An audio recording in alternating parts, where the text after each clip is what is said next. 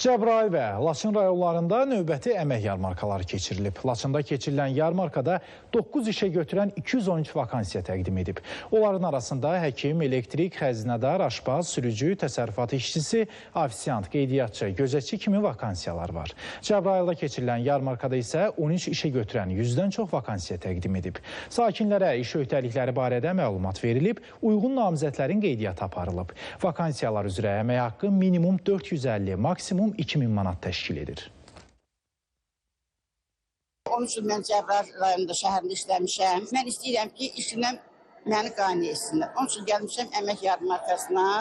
Burada elə bir ki, özümə uyğun tip üzrə bir dənə iş ilə məşğul olum. Əmək yarmarkasında vakansiyalara müraciət elədim.